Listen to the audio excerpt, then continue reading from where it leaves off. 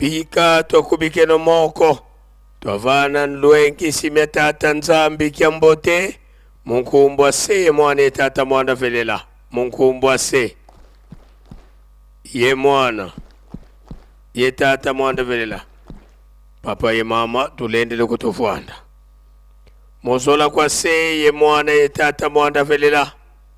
Tuena kintwadi ye tata nzambi. Tata nzambi vakati kwa bana babantu. Silo mfumoto Yesu Kristo. Fokwenda kakwenda kenda kutulombela nsadisi. Impeve ya nlongo ya kedika ilemba ninzatambula. Kadika kanzeiku. Beto tubankwa nsambo. Ikuma tsilo za mfumoto Yesu Kristo zizelungana na kwa beto. Nkanda ndombe wavwezika. Kubakongo bangu. Munkamba mbanza mbola. Dikitu kilevo Yerusalemi diampa. Tuka kina kia kumie zole. Mungonda ya vwa. Munvu. Wafunda di mosi nkama nane lunane nsambodia. Tata Simoni Kimbangu. Mwanda velela nzambi. Semia zulu yentoto. Ntino mintinu. Wakulu muka yewena yeto kintuadi mu Yerusalemi na telu mbukia unu. Kayo yeleko yekakano kene penituko. Buka kala. Ibukena. Ibukana tatamana kala. Kadiyandi nzambi. Nzambi ya tekila kuntuala ndika yenako. Nzambi na landa kunimandi peka yenako. Luvuva mulutwetitomba munza. Tata Simoni Kimbangu kutuvana loka wankakako. Tulombele kwa tata mwanda velela watu tela mana betubana tokuvana kiambote. Faki.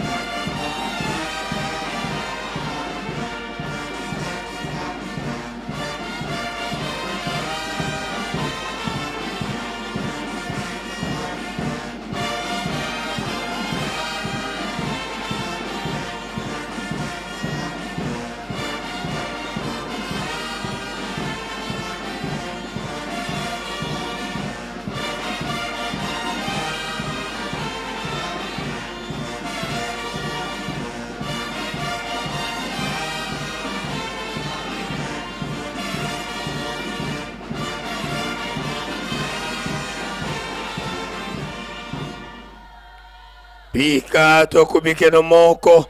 Twavana sedito. Kiambote. Munkumbwa se mwane tata mwanda velela. Munkumbwa se. Ye mwana.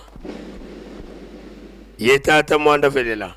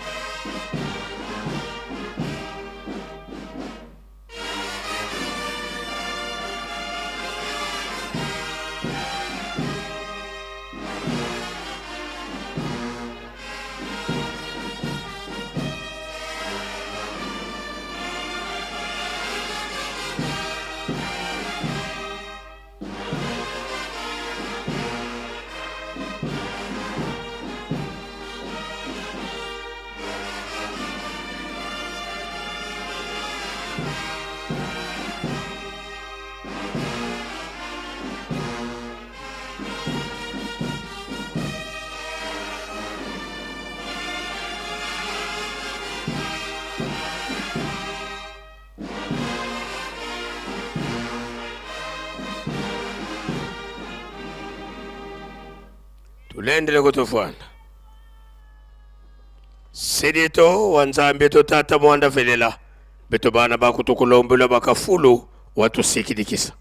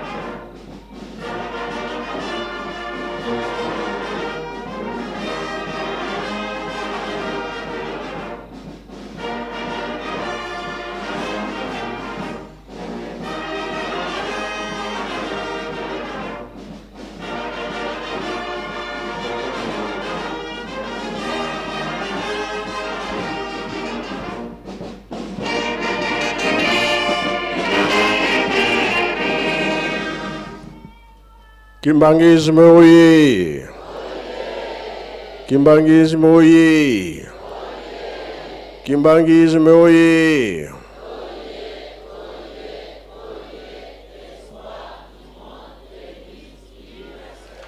Kamba oye! Kamba oye! Kamba oye!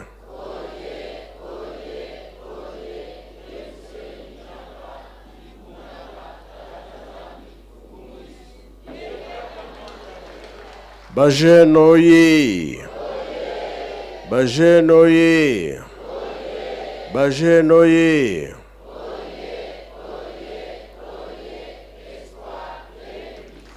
Eunui! Embasie! Bilumbu biakulwe! Yangalala!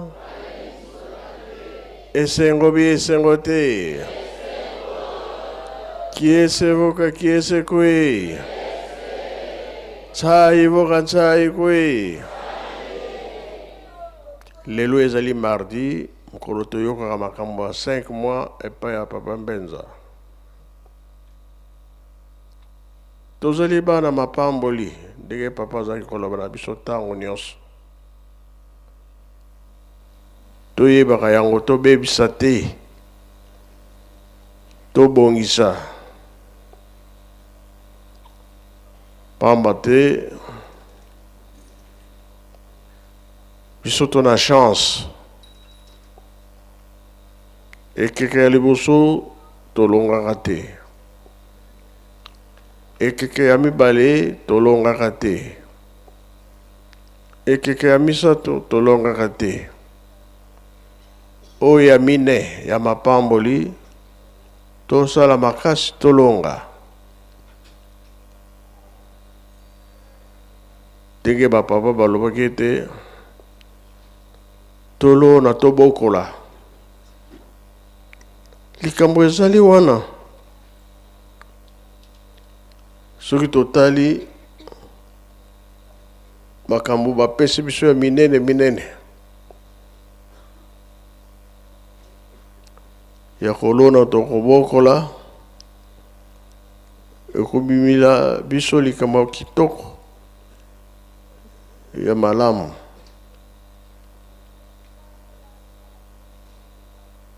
toyebi mosala oyo tozosala po soki totali bamosusu bazwaki 1/4 biso bamosusu toza na 3/4 ekoyela biso ndenge nini na maloba bapapa totosa tokoloba moke lisese ya nkolo Yesu oye alobaki mo basalaka bilanga balonaka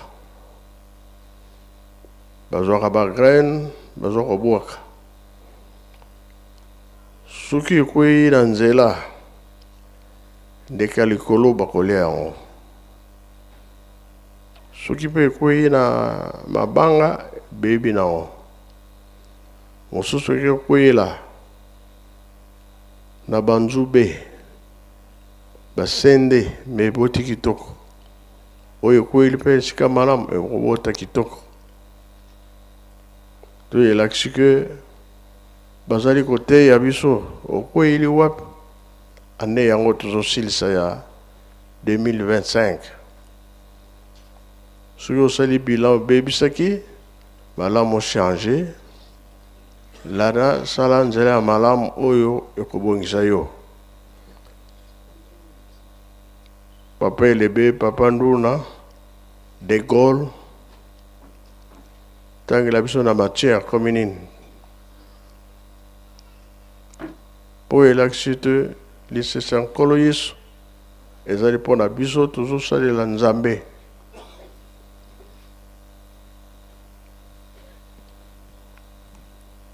Ori kamotoko loba ya kolo na pe ko bokola, ba papa batinda biso yango. Programme nene papa zaki kosalela ngo ke muke ake lutendeli ke muke ake plateau de bateke kunzulu tinezali elelo tuzo kosalela yango azali pamba te a De Gaulle na kombo na tata na mwana pe tata Molimo Santo. Merci tata Nzambe mokeli mokonza lingomba pe mokonza bule akopesa biso maloba tolandi chapitre oyo papa yeboka uti kopesa biso sika na mokanda ya Matthieu chapitre 13 verset 1 à 9 tokoleka na 18 qui donne à 23 Matthieu to Matai mokapo ya 17 nzela ya yambo kino libwa tokopumbwa toke na 17 kino tukumi bale na misato etangeli ezali boye na kombo na tata na mwana pe tata Molimo Santo. Lisapo ya mokoni bilanga mokolo wana Yesu abimi na ndaku mpe akei kovanda pembeni ya ebale pona koteya bato ebele bayei kotonda na penepene na ye. Yango wana Yesu akotaki na bwato pe avandi wana bato nyonso batelebaki na mokili. Yesu ayebisi bango makambo mingi na masapo alobi moto moko akedeki kokona mbuma na elanga na ye. Tango azalaki kobwaka mbuma mosusu ekwei na nzela mpe ndeke eyei kolia yango. Mbuma mosusu ekwei na esika ya mabanga kuna mabele ezalaki mingi te yango wana eboti noki. Tango moi ekomi makasi eziki mpe kauki mpo misisa ezalaki mokuse. Mbuma mosusu ekwei na kati ya basende wana ekoli mpe ebomi matiti ya malamu.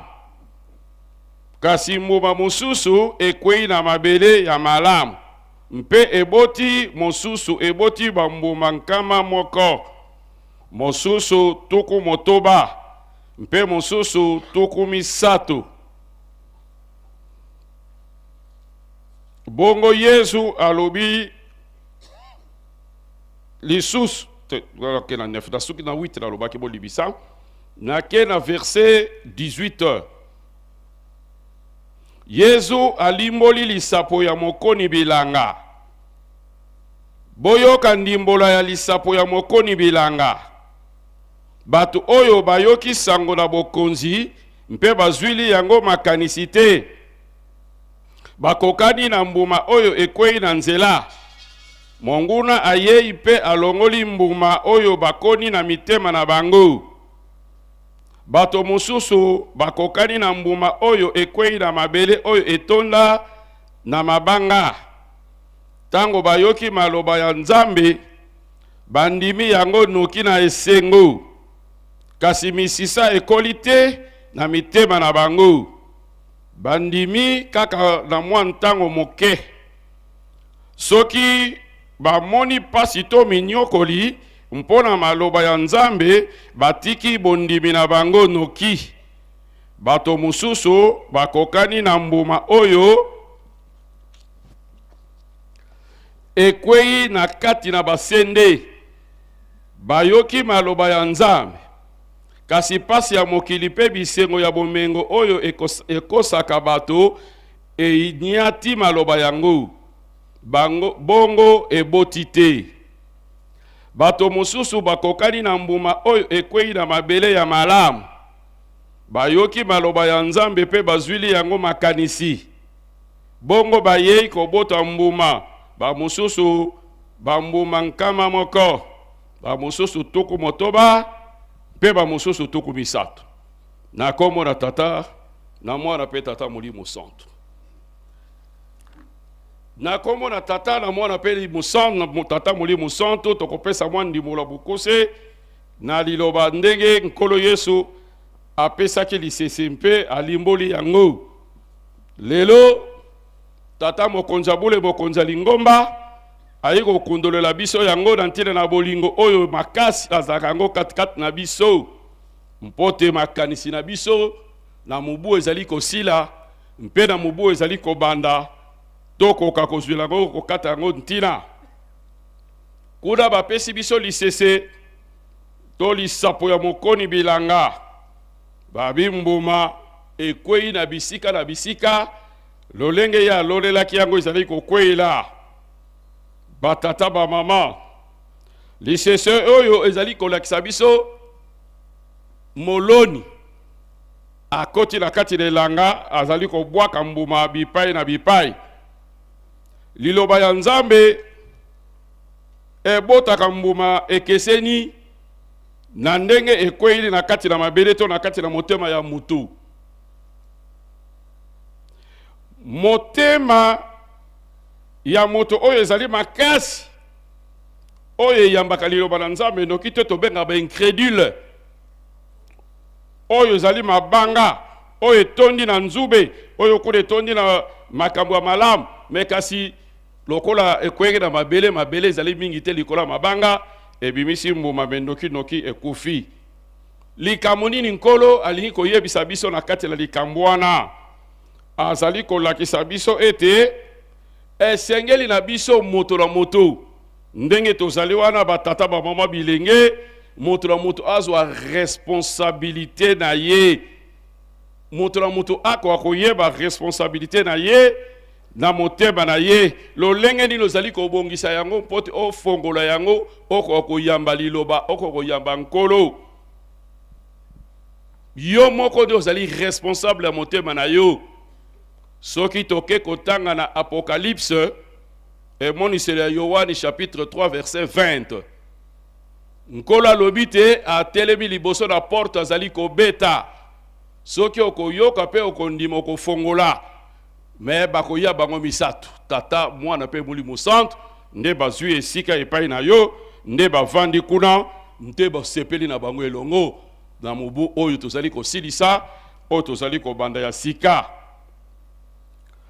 batata ba mama esengeli na biso koyeba ete moto oyo aza na kati na biso tendance mibale oyo eza kati na biso oyo tobundisaka biso oyo toboyaka yango nde tosalaka mingi me kasi oyo tolingaka tokoka kosala yango te toza na courage ya kosala yango te Matthieu chapitre 15 verset 11 batata ba mama bokeseni ya mabele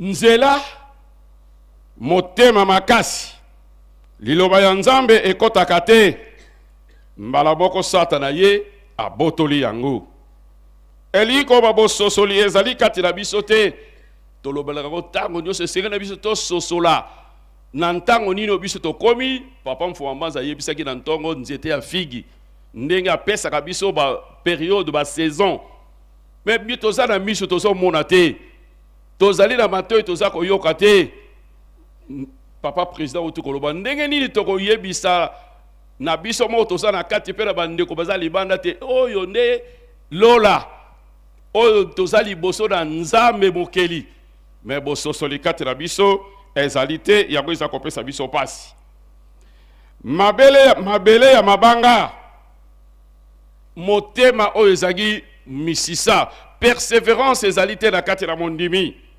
ayambi liloba noki mbala mosusu asepelaki parce que azwi mobali ya kimagiste mais soki libala ekofi abia ngai nakotaki na lingomba mpo te mobali na ngai yo mobali nde akotisaka lokola aboyi ngai to lokola akofi nakosambela susu te azongi na lingomba oyo azalaki bamosusu lokola fanfare ebetaki asepelaki muziki kuna chorale bayebi bafliki asepeli akomi kimagiste mais liboso ya mikakatano bososoli ezali te momekano ya ndenge na mwa tentation moke eye nde tolobaka te ntotolofiuma minuki zezele akitisi kondima pamba te libala ekufi boala nde bakwei na mabanga akawuki na mbala moko oyo ekwei na nzube motema na biso to bomoi na biso eza kokota mingi na distraction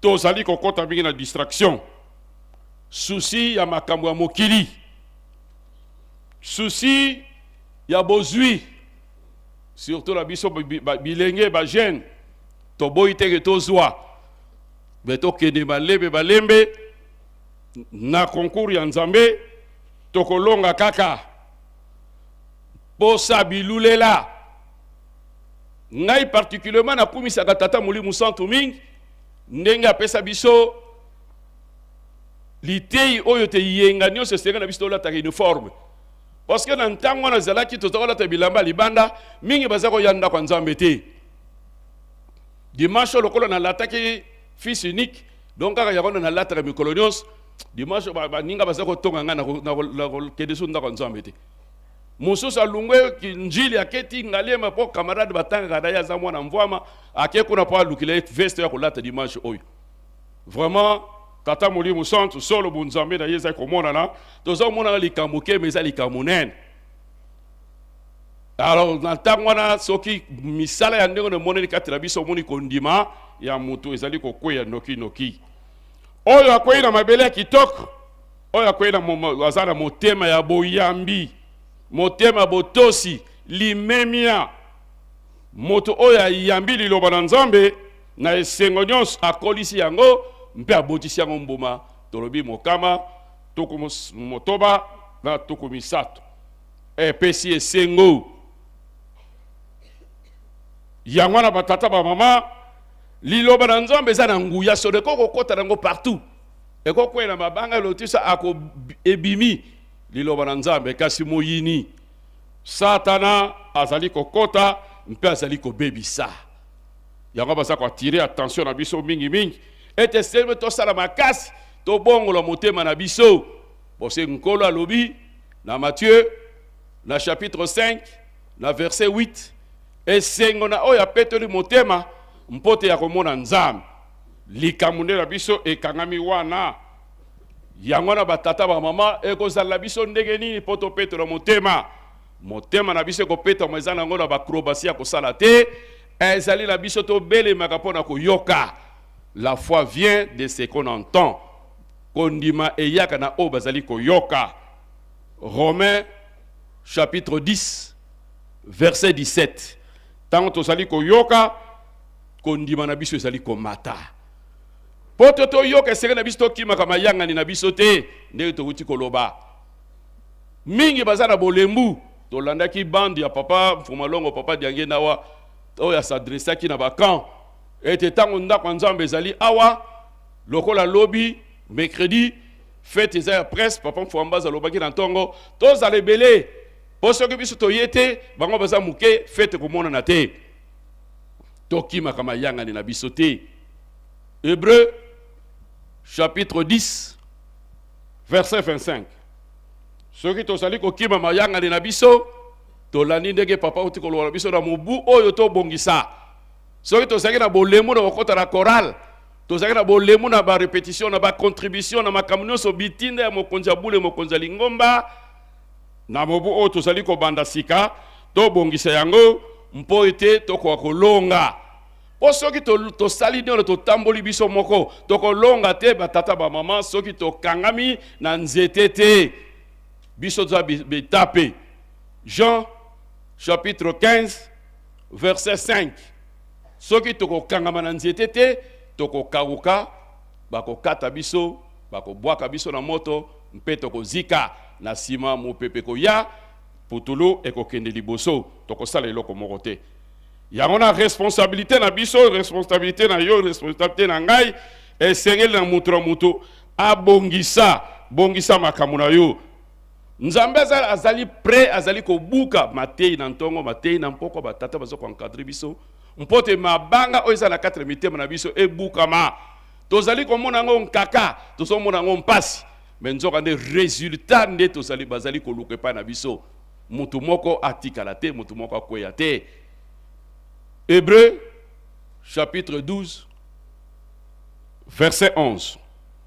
Tata soka zo pesa etumbu na mwana komona ne tata za contre ye, aza ko nyokola ye. Nzoka na sa ko bongisela ye vie. Mokolo akozwa vie, akozwa succès, akosepela mingi. Mbala mususu akoyeba susu tata te. Yango na batata ba mama ozali na bilanga mibale.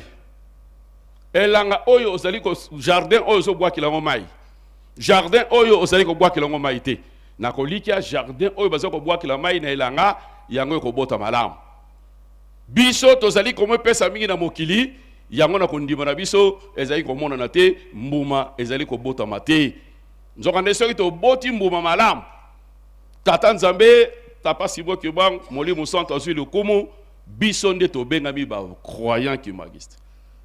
To benga ba croyant ki magiste pamba kaka te to boti mbuma te papa si moi sur le coup à travers yote à travers ngaité bon o benga ma croyant qui magis et c'est un abisto botambo makitok poto bom to benga ma croyant qui magis poto botambo makitok nazali ko chité wana na 1 Pierre chapitre 1 verset 13 ba bina biso soyez sobre ba tata ba mama to mi pesa kaka na makambo na Nzambe to bosala la loi na mbuma nyonso ezali kokweya soki omipesi na matona na Nzambe Nzambe za capable kosala oyo etikali.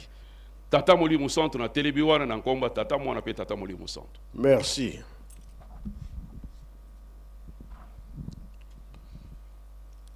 Na komona Nzambe tata mwana tata Molimo Santo, tata Molimo Santo papa Simon Kimbangu Kiangani, merci pour na maloba. Parabole oyo ya semeur moloni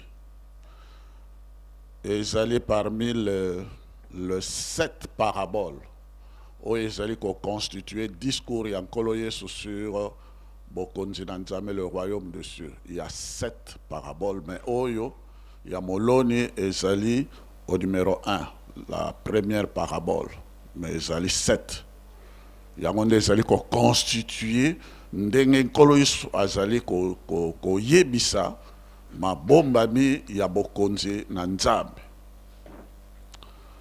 Alors na parabole oyo yo pesi ezali nkolo Yesu azali ko lakisa les 4 types de sol. Donc ba qualité ya baoyo bakoki kobianga mabandimi ba ezali 4. Oyo ya liboso ezali mondimi oyo azali na kati na masumu, l'endurcissement, le sol dur au bord du chemin, c'est-à-dire ezako lakisa mondimi oyo atondi na masumu mais azali na lolendo akomi sosolate asenga kabolimisi te motema makasi mais pourtant masumu malati ba mususu komona ye akota na ba pacte na makama longo banité l'endurcissement du cœur par le péché masumu soko masumu mafuluki na kati na moto wana koyaka lolendo akozalaka motema makasi pe azali koyoka mais moyen asalela yango ezali te e mondimi ya ndenge wana azangi kotubela azali koumela na kati na masumu yango wana Satan ayaka mwa lilobo ya ayokaki akamati yango alongoli yango na kati na ye e moto wana atikali kaka na motema na ye ya makasi.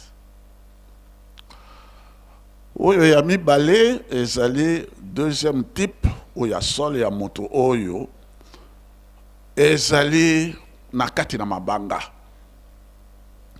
Moto wana na ndenge tomonaka mpe basympathisant mingi, moto wana azali na enthousiasme ya koyoka liloba na Nzambe, azali koyoka yango.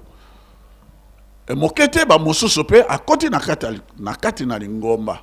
Mais attention, nkolo Yesu alobaki bokozwa libatisami ya molimo pe ya moto. Ça dit que au botami, au komi mondimi, mais il faut yeba ke ba épreuve koki kozanga te parce que yango nande baptême de feu. Épreuve yango nde epesaka moto bokoli pe bokembi na kati na kondima na yo. Mpe yango mpe epesaka moto ekomisaka moto pe boule pour à travers les épreuves, à travers ba sacrifice. Ba moso bakokaka yango te.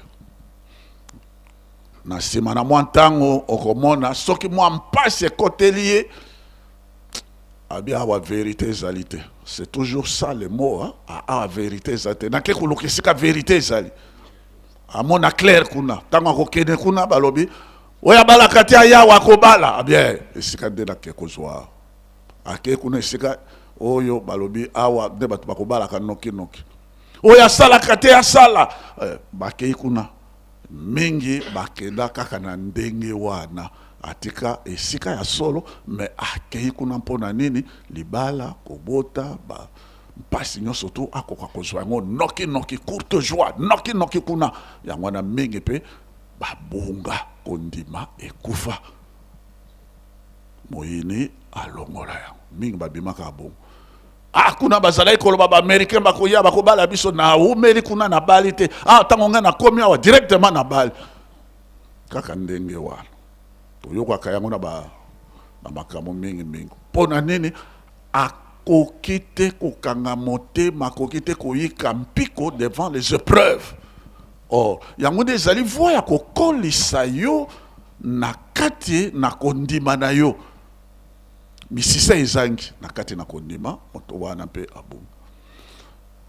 Troisième type ya sol yango ndenge collègue pa uti koloba ezali makambo tozali komona moto akomi na mondima azali ne na kati ya lingomba aza koyoka liloba na Nzambe mais après tout okomona mondimi wana eh bien baposa bilaka yango ezali kotamu mais bilaka yango ezali koumela bilaka yango il est toujours dérangeur na kati ya bilaka mpona nini il faut azwa noki ndenge wana mpe Moïse amonaka pasi mpona nini baoyo bazalaka na mikakatano à l'époque de Pharaon bango mpe babima kaka bana en Israël te beaucoup de gens qui étaient en souffrance en Égypte bango mingi mpe babimaki baprofitaki na sortie ya bana en Israël. Et Moïse a tungisamaki mingi mboka yango ezali tokokoma mboka yango mais mpona nini mboka yango tokokoma ezali wapi. Moïse a beaucoup souffert à cause de ça.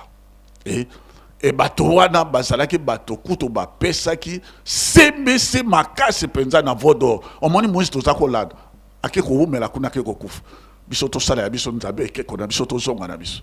C'était comme ça ba dérangeur bazimbisi bakota na kati na lingoma me ba plaisir ya mokili et memi bango okomona mondimi wana très souvent okomona mondimi wana na kati na ba réseaux sociaux akomi na ye fana ya ba réseaux sociaux la parole de Dieu ils ont côté les sous-soutés okomona na ba écouteur ati ba écouteur même na ndako Nzambe il ne suit plus la parole de Dieu maloba Nzambe azali susu kuna te ezoumela okomona na ba réseaux sociaux balobi kuna boy emporté par ba réseaux sociaux emporté par ba makambo ya écouteur ba nzembo et finalement étouffé ba épine wana ba c'était étouffé fona ye il ne peut plus grandir. A commis une distraction. Mon sosopé, au comment a du téléphone en Nzambe. Ou bien à bisika mon sous. Azali ko passer en revue les belles femmes qu'il trouve dans la photo. Ya téléphone. Il est tout le temps là avec des pour trouver kaka. Kaka mposa ya makamu ya bonzoto. C'est ça 666. Makamu kaka ya bonzoto. Et kondimagnon surtout ezali kokufa. Ça c'est le sol où ezali ya épine. Maintenant moto wana mondimi wana ndenge tata yo lobaki na ekomi na ye tellement kazali étouffé na ba souci na ba mposa na makanisi akei nzoto nyonso tu ekomi soko ndenge nini finalement répétition ya chorale akoya lisusu te komona lisusu na chorale te et koyemba ko adorer ko louer tata Nzambe ekomi na kaka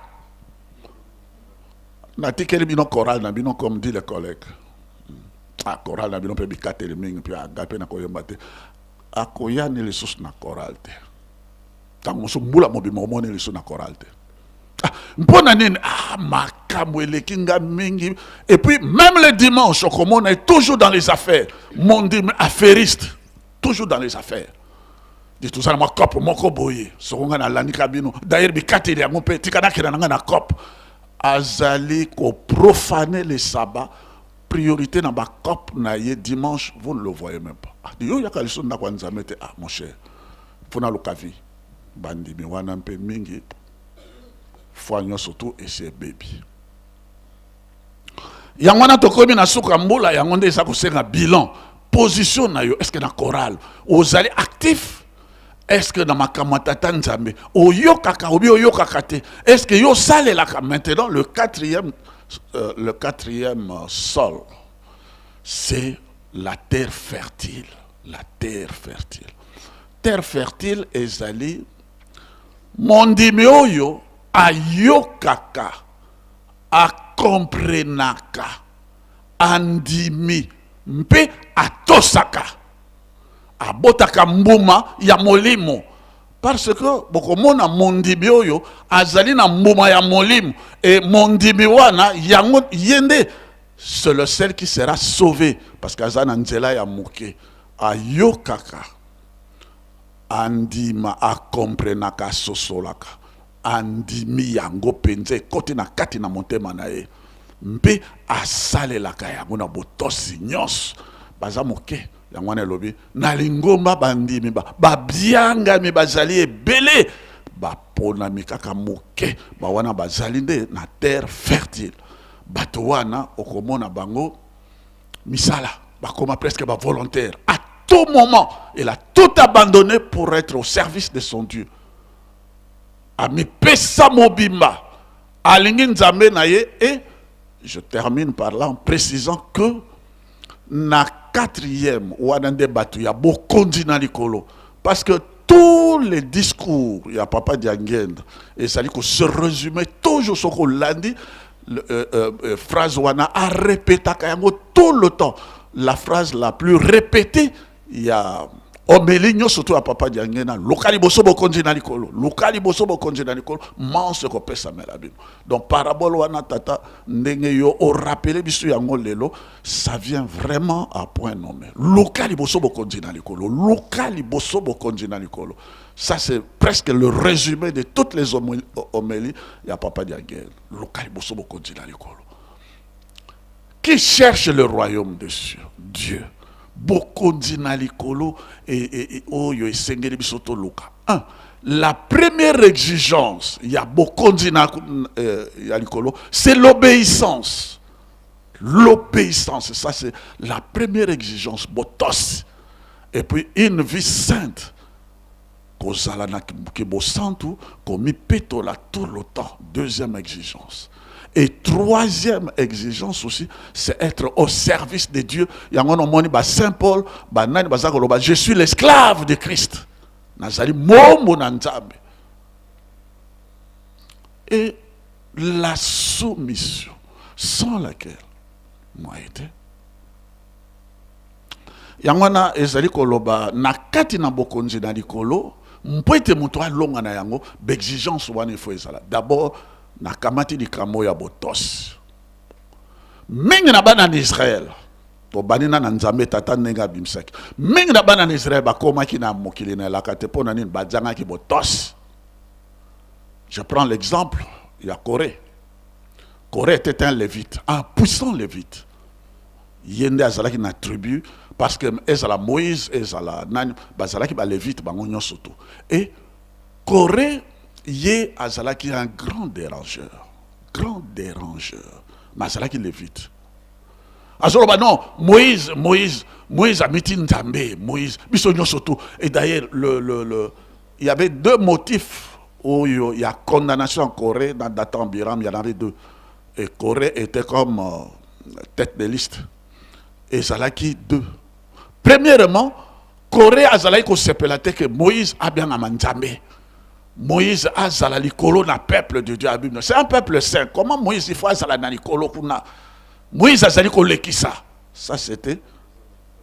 Pourtant bisonyo surtout tout ça Lévi. Ça c'était la première chose. Premier motif. Deuxième motif, c'est que Corée a Zalaki ko sepelate à lobby et Zali cop ya Moïse na Aaron. Monika na kata famille na mango bonganga nyonso tu ya Nzambe et bani na Moïse apesa ngo na Aaron apesa ngo na Éléazar na bana na et tout ça etc. ça reste là-bas chez eux. Non, alors la rébellion de Corée, c'était ça, ces deux grands motifs. Et puis Moïse pendant qu'on l'a qui ça la première exigence il y a royaume il y a tata Nzambe, c'est l'obéissance, la soumission. Botos Moïse a téléminé à la porte à Caen à l'obé. Baoyo bazali pona Yahweh Nzambe, ceux qui sont pour l'éternel Dieu, viennent ici chez moi. Aro katisinga, mais pourtant il y a un ça le veau d'or à rapidité à ce solo à l'obé, les rois Isaliao. À pakatani mangwa qui rejoindre Moïse. Vous voyez?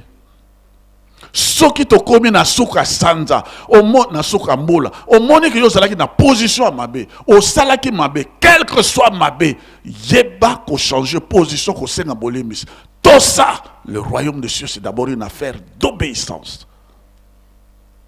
Aaron akei ba onyo so ba levite ba to nyonso to bazalaki na quand bazalaki pour Nzambe pour Moïse parce qu'azalaka toujours c'est lui qui avait l'autorité ndem bazalaki na lingenda. Et Corée Moïse exagère. Il est resté, lui, Corée, Dathan, Abiram, plus de 250 partisans naïe, Mabélé, Fongwame, Bakundama qui vivant, et puis Mabélé et Zipi Bango sans trace. Nzambe Nakati Nabo continue le royaume dessus, Alingaka Makambo, il y a rébellion, révolte, murmure, Alingaka Yangote. Koloye Soupé a été kamatika exemple. On pouvait prendre encore d'autres, mais faute de temps. Koloye Soye. Tant qu'on Koloye Salobi, à l'obi, sans moi, vous ne pouvez rien. Chapitre, Jean, chapitre 15, verset 5 jusqu'à 8. Koloye Salobi, sans moi, vous ne pouvez rien. Na soki nangaite, boko kokelo comme côté. C'est-à-dire qu'il faut rester collé à moi. Ngai na bino liloba oyo nanga na zakotia na kati na bino bino na kati na ngai ndebo kobuta mbom. Toujours l'obéissance. Bozala bokangana na ngai. Soki bokangani na ngai te bokokoka eloko moko te. Yangwana baoyo balanda ki nkolo Yesu na solo na motema moko na mayele na nguya na bango nyonso tu bakomaki baomo ya nkolo Yesu bangwana nde basalaki mosala kokamwa. L'église primitive et banaki na bato wana salamaki na bango pona botosi. Nkolo Yesu mpe alobi yango lisusu na Matthieu chapitre 12 verset 30 si je ne me trompe pas. Alobi oya sangisaka na ngai oyo celui qui n'est pas avec moi est contre moi. Oya sanga asangisaka na ngai te apanzaka. Parole de Jésus-Christ. Ça veut dire quoi? Ça veut dire que dans Bokonzi na Nzambe, il n'y a pas de neutralité. Neutre azalakate. Où tu es naye Nzambe, oui, ozali naye na bomoko, na motema moko, na makanisino, na nguya na yo. Et c'est ça d'ailleurs le premier commandement en Israël. linga nzambe na motema moko na makanisi na nguya na yo nyonso to fo linga ye. Donc nzambe na bokonzi na nzambe, il y a pas de neutralité, il y a pas d'intermédiaire. Et ou tu es avec lui ou tu n'es pas avec lui. Position médiane ezalakate. Na bokonzi na nzambe, c'est ça. Yangwana Lucifer na baoyo batosaki ye. Na baoyo bazalaki neutre ni na epai na nzambe ni epai na Lucifer, bazalaki na bako neutre. Bato wana nyonso tout akweyisaki ba neutre. Et c'est comme cela que papa Diangenda akoya ko résumer yango ayebisi yango na lisese na ye ya Momeli Masanga. Il y avait d'un côté Mpuku, Nkolondako. Mais malheureusement, il n'y avait pas de fenêtre. Et puis il avait un adversaire redoutable, le serpent. Les gororo na yemutazalaki na kati wana bi ngai na problème te, c'est ce qui tola non na message à papa, c'est comme ça qu'il explique ça. Ngai na problème te, Mpuku akolia ngai te talande nzoto na ngai ezali. Mpuku akolia pardon, nyoka akolia obele Mpuku. Makamwe za ko concerner kaka bango. Non, bango nyonso to bakenaki. Donc neutre azalakat. Et Colosse dans Apocalypse chapitre 3 verset 15 à 16 à l'obiang. Obion zali moto, obion zali mpio. Mais kaso zali ni chaud ni froid na kosanza yo. Donc na bokonzi na nzambe, il faut ozala na position claire et nette. Ni pour ni contre, tantôt plutôt bokonzi na nzambe elingaka makambo wana te. Voilà. Et aussi, il y a beaucoup de chapitres faute de temps. Nalikambo yo ya moloni ya kalampe ya sika. Depuis 1921, to komi na sika bona toura molio mosang. Na 1921, Tata Kimbangu akbatini bato bakenda ko soma mikana boku ya banzemo. Balobi ye Kimbangu azali ka ko sekusa bibem. Est-ce que ya ko kozwa ko sekusa akoki kosenga banzemo te? Papa Kimbangu abongisi na nkolo oyo atindaki ye po atosaki ye na moto te une mort. Il y a prisonnier 30 ans après, vendredi à 15h comme le Christ. Yangonde moni c'était amemaki ekuluzo de te kilo na suka.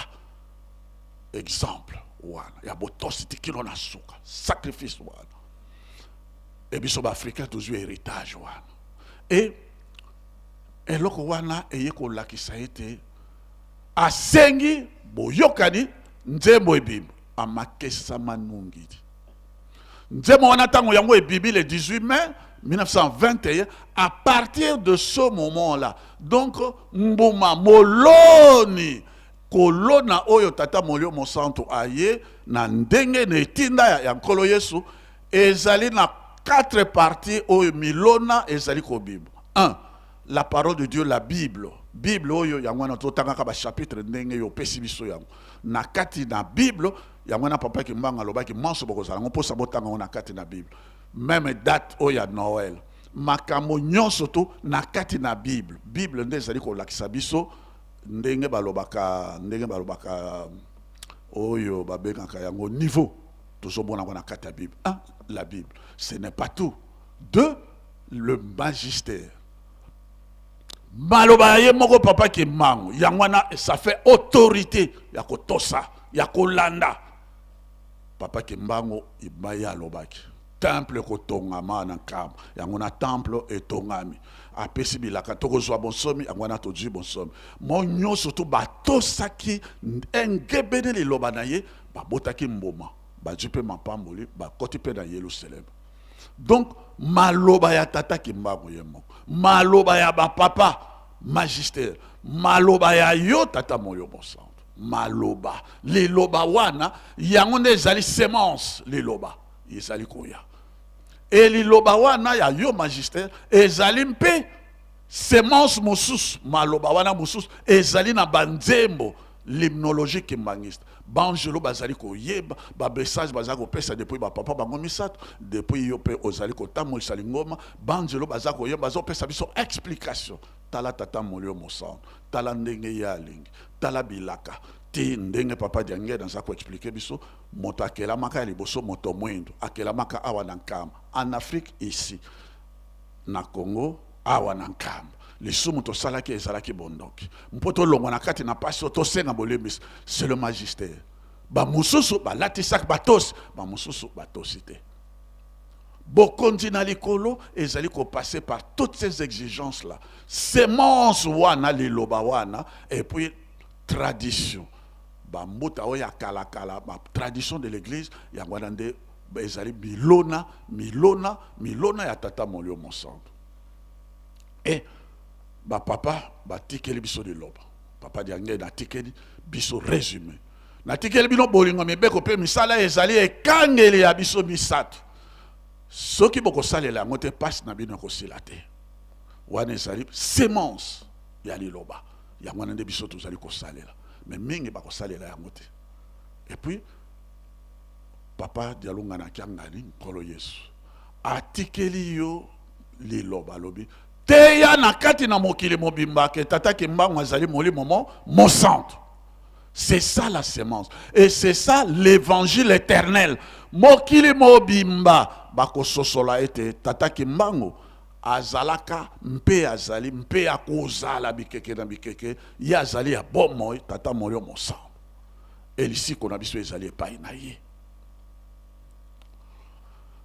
Je me réjouis, papa, dans un mois témoin, pas moi témoin, mais témoin, le 17 février 1991, dans Banzango, papa Diangue Nakamati de Lobalobi, papa Kimbango Alobaki, Mouinda Kokoma Mondele, Mondela Okoma Mouindo. Est-ce que Bilon Bokonde Makango, Nanda Kwanzame, Nambanzango, Tolobi, ah oui, Bamusus Bandi, bite.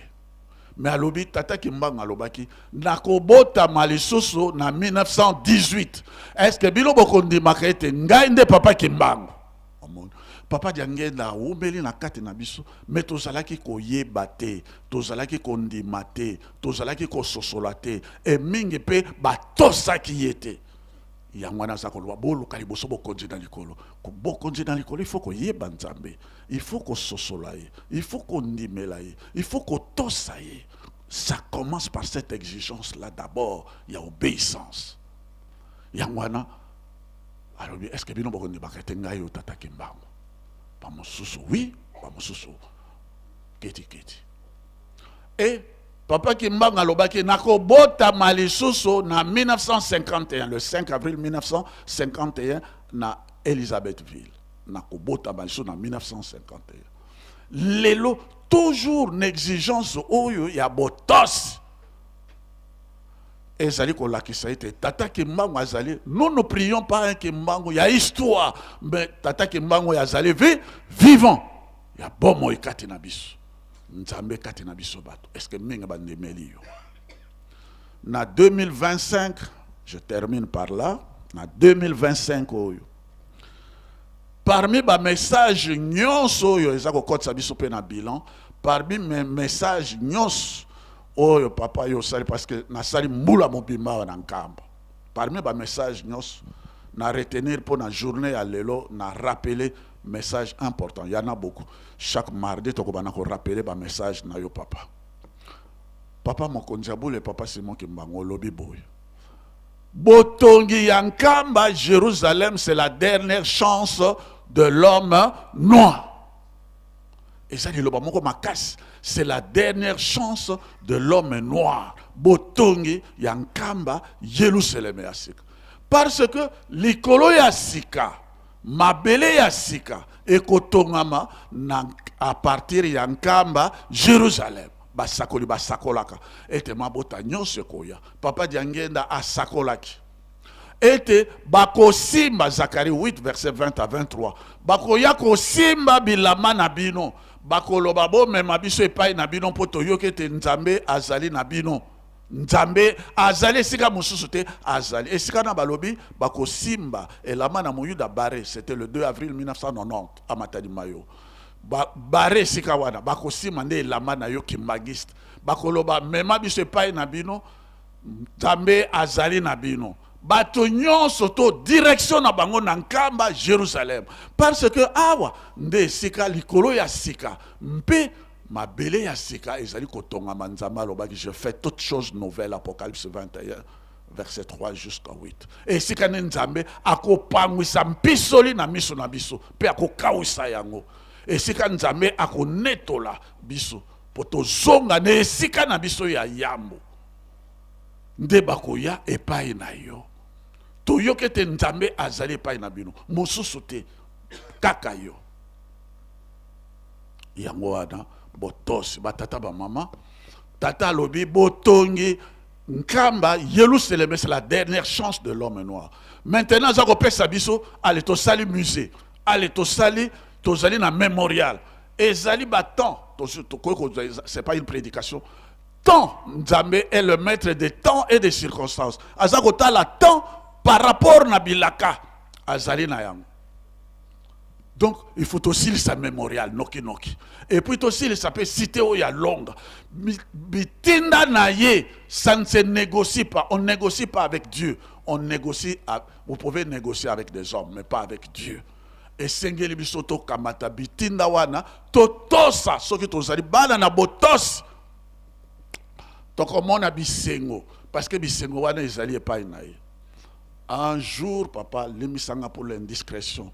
J'ai participé à une audience, il y a papa, mon Konjaboule, avec deux ambassadeurs. Moko Union européenne, Moko, il y a Union africaine.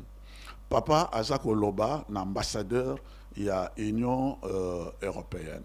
Azako Loba, il y a chrétien, oui, je suis chrétien. A rappeler Yendenge Salaki traîne en Banzangungu. Pardon, papa, a rappeler Yendenge train Salaki bloqué. Tout simplement parce qu'il fallait faire la volonté à Papa Kimbangu. Si vous ne faites pas la volonté à Papa Kimbangu, vous n'allez pas vous en sortir. Maintenant, Papa a rappelé, vous êtes chrétien, oui. Vous savez que Nkoloyis akoya kozonga. Maintenant, Papa Baniko Salaboabi, etikali muke aya. Maintenant, nous na mokolo, na mokili mobimba, akoki koyeba mesure de temps, si ce n'est que Nzambe est mon côté. Et abandi nanobo a lobby ango 3 fois et kala moka fina kaka loboko le misanga papa j'observais, je suis un grand observateur et kala ka moke donc ya azali kota la temps azali pressé to tosa to sili sabanda ko ya longa to sala misala et mbula to zali kokota malamu to zala surtout biso batata na sili se kaka interpellation batata.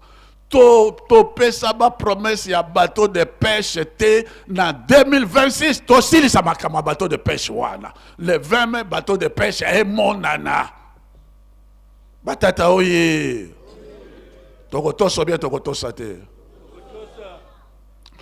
bilaka nyoso papa ko senga kana biso to tosa yango pona nini yende moko kisina bilaka mpe akopangisa mpisoli na miso na biso mpe akokawusa yango tokosepela na nkombo na tata mwana tata molio mosantu na telemi wana tata molio mosantu. Merci. Muzola kwa seye mwana ye tata mwanda velela mono bwabunge na vantu alange inzambya pungu buwele bongi ndengo keko zwali sesi ya boye se komoni ke bayesheke komoni na mingi na bisobana na yo pamba te papa kende kozwali sese ya boye pona biso amoni makambo ke soki tokokeba te papa akozwa perte po tozotosa penza mibeko te.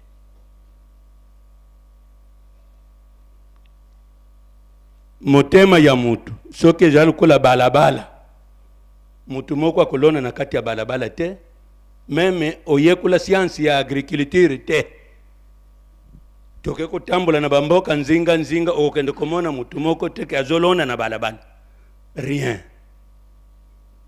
Mais papa ke kopone loko oyo fotokanisa bien po biso toza kozwa papa ke azana boboto ya papa poto mona yango bolingo mibeko misala me biso toza kotambola na luyenge tala nanu mutu azobwaka mbuma ekende kokweye nango na mabanga ayebi bien ka kozwa litomba te to bambuma omonike banzube oyo ekoboma semence oyo azozwa kaka mbuma bwaka nini akozwa mwandambu kaka ya muke ekwe yende na mitema ya malamu elingi koloba papa aza kusala musala munene ya koloba mais aza komona ke na tableau de bord échec ezali po tozo traverser mbula oyo yango tozo sotete est-ce que réellement tosali effort na ntubela na biso rien. Il n'y a pas longtemps tolandi regret ya papa bazobo melingomba atangi bisika batundi bavandi na bango. Est-ce que c'est vrai que biso banso papa comme mabiso na bilaka? Donc papa za camarade na biso. Est-ce que biso tuza capable ya kokosa ba papa ndenge bavandi bo? Soki tokozwa meziri ya malamu kotosa nzambe kobanga ye kosala mposa na ye biso apaki tomema bandeko na biso bazwi mukumba oyo na mabondeli po tosambwe na miso ya nzambe na biso ndenge avandi boye azotala biso tobimi ba farceur tozolata uniforme ya pamba me mwana ya batu oyo baninga bazana poto balimbisa mayimansu maleki totali la mwana oyo ondire akoko sala talikambo ba exemple oyo papa azui beaucoup de semences que inango ya pamba donc beaucoup d'appelés mais peu de lits. Total kaka sika tuzokende mais na tango oyo tuza komona ke eloko oyo bazobenga ngo liwa non liwa ezotosa lisusu te la mort n'hésite plus kokanga amemi directement biso tozolela me esali ye eloko te ye liwa amemaka kaka.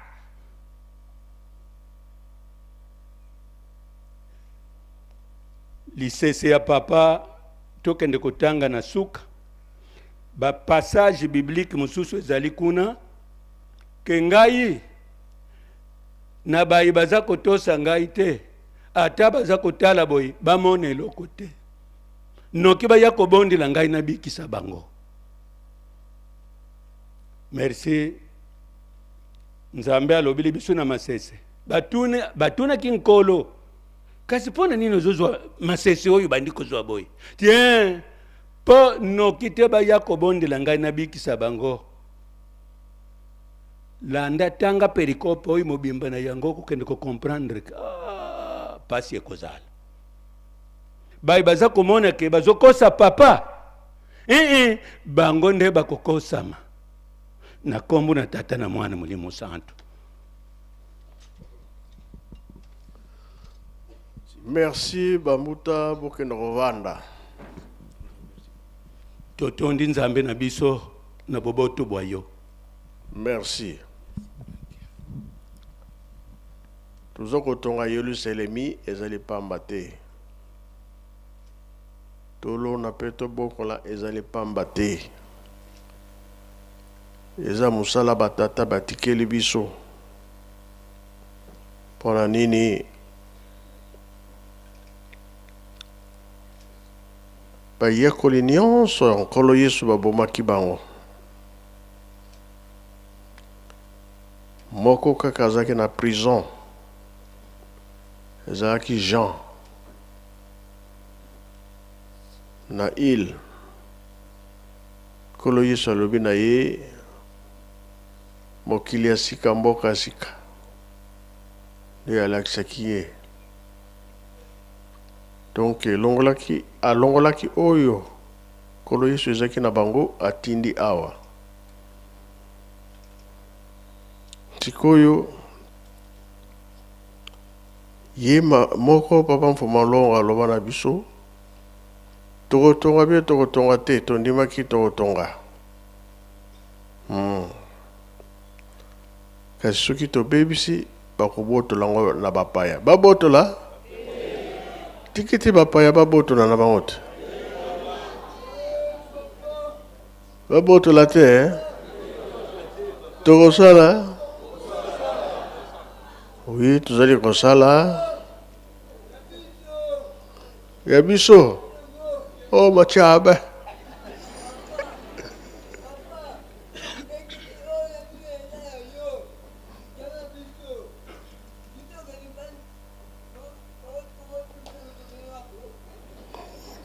Yona chinsa no chaki combien?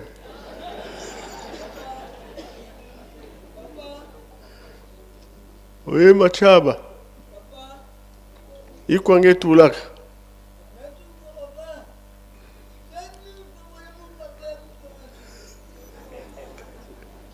Donc, il a expliqué tout ça, le devoir. J'étais qui dirigeant à ça, les Camboya bien. Machine, il dirigeant, il va dans ça, la bilok. Il y a l'action que Lingomba, ça, les Cambo, il y a mon nene.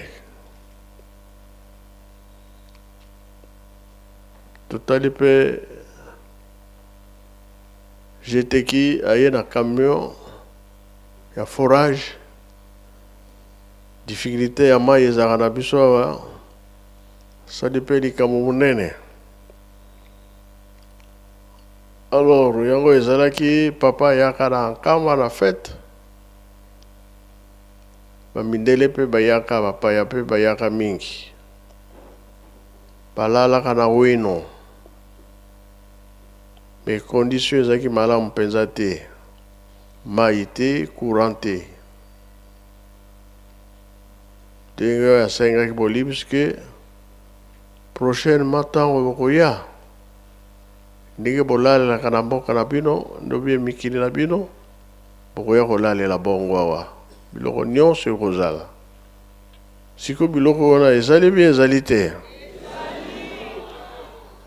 Yango tozoloba ke tosala fort tokokisa nyonso moto soki alobi soki aya koloba koleka kuta epa na azalaka wana tozokolinga eza bongo te nga na silisi na kombo ya tata mwana mpe tata molimo mpo. Amen.